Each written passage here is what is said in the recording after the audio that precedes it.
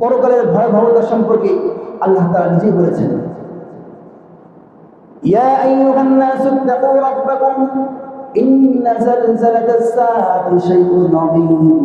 আল্লাহ রাব্বুল আলামিন সমস্ত মানুষদেরকে টার্গেট করে বলতেছেন, হে দুনিয়ার লোকসকল, তোমরা আল্লাহ তাআলার ইত্তিকা অর্থাৎ তাকওয়া অবলম্বন করো, কারণ ইন্না যালজালাতাস সাআতি শাইউন আযীম, কারণ কিয়ামতের কম্পন অনেক ভয়াবহ হবে। কিয়ামতের কম্পন এটা সহ্য করতে পারবে না, এত ভয়াবহ পরিণতি হবে। আল্লাহ রাব্বুল আলামিন সূরা হজের মধ্যে বলেন, ইয়াওমা তারাউনাহা তাযহালু কুল্লু মুরদিআতিন আম্মা আরদাআত ওয়া তাযউ কুল্লু যাতি হামলিন হামলাহা ওয়া তারান নাসা সুকারা ওয়া মা হুম বিসুকারা ওয়ালাকিন্না আযাবাল্লাহি শাদীদ। আল্লাহ রাব্বুল আলামিন বলেন, সেই দিন এমন একটা দিন হবে যেই দিন দুধদায়ী মা, যে মা দুধ দান করে, সেই তার সন্তানকে ভুলে যাবে, সে তার সন্তান থেকে দূরে সরে যাবে। ইয়াওমা তাযহালু কুল্লু মুরদিআতিন আম্মা আরদাআত ওয়া তাযউ কুল্লু যাতি হামলিন হামলাহা, এবং যে গর্ভধারিণী মা আছে, গর্ভের মধ্যে সন্তান আছে, সেই দিন সে তার সন্তান প্রসব করবে। ওয়া তারান নাসা সুকারা, এবং তুমি মানুষদেরকে দেখতে পাবে মাতাল হয়ে ঘোরাফেরা করতেছে। ওয়া মা হুম বিসুকারা, অথচ তারা মাতাল নয়। ওয়ালাকিন্না আযাবাল্লাহি শাদীদ। এটা হলো তাদের মাতলামিটা আসবে, আল্লাহ তাআলা প্রচন্ড আযাবের ভয়াবহতা থেকে আসবে তাদের মাতলামিটা। আল্লাহ তাআলা এইভাবে বলে দিয়েছেন। রাসূল পাক সাল্লাল্লাহু আলাইহি ওয়াসাল্লাম তিনি বলেন, ইউহশারুন নাসু ইয়াওমাল কিয়ামাতি হুফাতান উরাতা। আল্লাহ রাসূল সাল্লাল্লাহু আলাইহি ওয়াসাল্লাম তিনি বলেন, কিয়ামতের ময়দানে মানুষদেরকে একত্রিত করা হবে কিভাবে? হুফাতান উরাতান, উলঙ্গ অবস্থায়, খতনাহীন অবস্থায় একত্রিত করা হবে। মানুষদেরকে সিংহায় ফুৎকারের মাধ্যমে মানুষরা যখন দণ্ডায়মান হয়ে যাবে,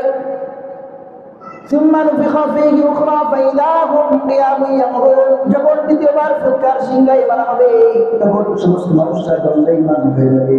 তারা তাকিয়ে তাকিয়ে দেখতে থাকবে, এবং তাদেরকে তারা এমন অবস্থায় দাঁড়াবে যে তাদের পরনে কোনো কাপড় থাকবে না।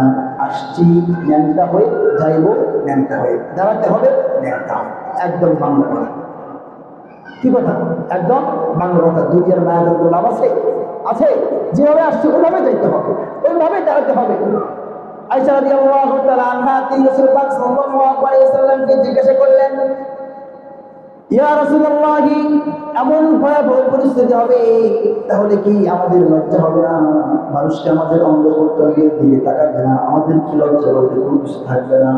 রাসূল পাক সাল্লাল্লাহু আলাইহি ওয়াসাল্লাম তিনি বলেন, আল আমরু আশাদ্দু বিল আইনি ওয়া বা'দুহুম ইলা বা'দ। আল্লাহু আকবার।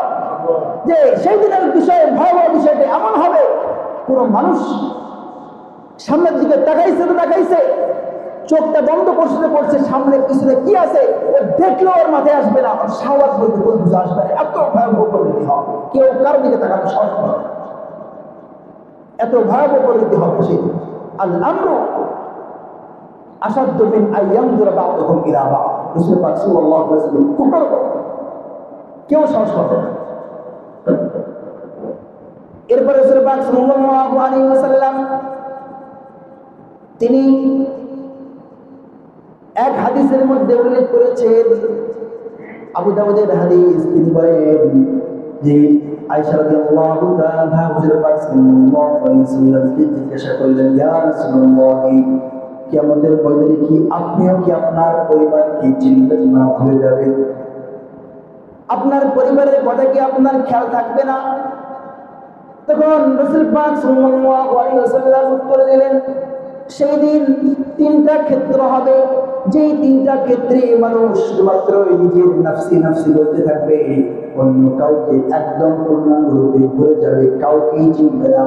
সন্তান তার পিতাকে চিনবে না, স্ত্রী তার স্বামীকে চিনবে না, পিতা মাতা তার সন্তানকে চিনবে না, কোনো মুসলমান ভাইকে চিনবে না। সেই দিন এত ভয়াবহ পরিণতি হবে। তিনটা ক্ষেত্র কি কি?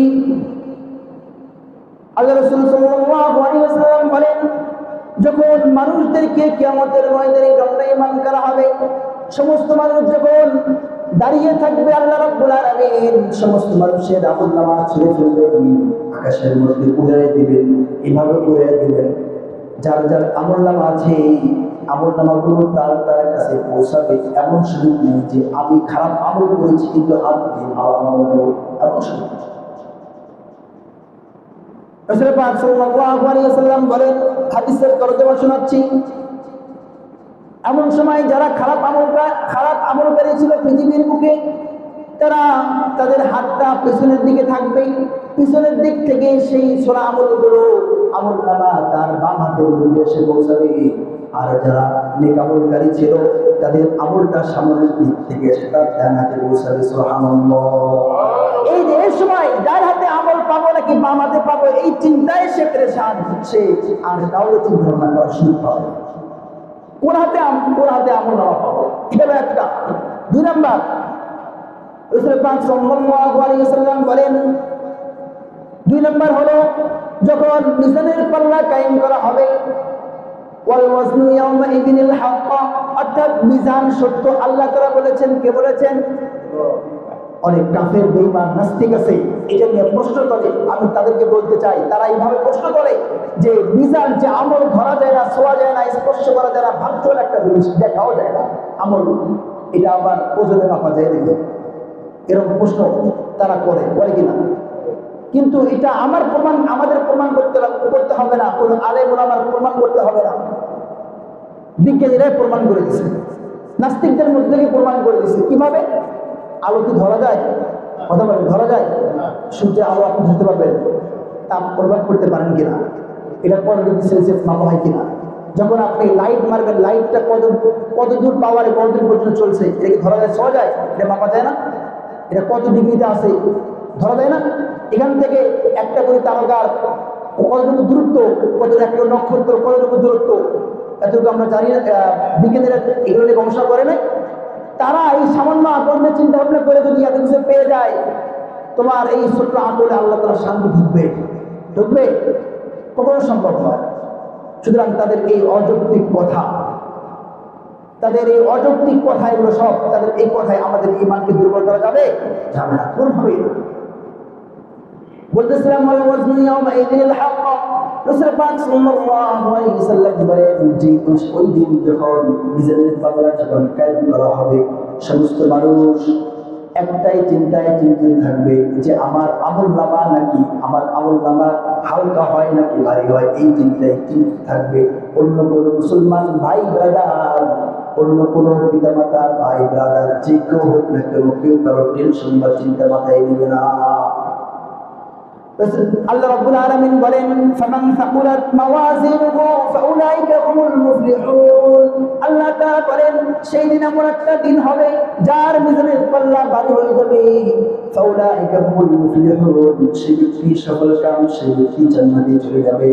আর আমান খাফফাত মাওয়াজিনুহু ফাউলাইকা হুমুল খাসিরুন, অথবা ফাউলাইকা আল্লাযীনা খাসিরু আনফুসাহুম ফি জাহান্নাম খালিদুন। নাউযুবিল্লাহ।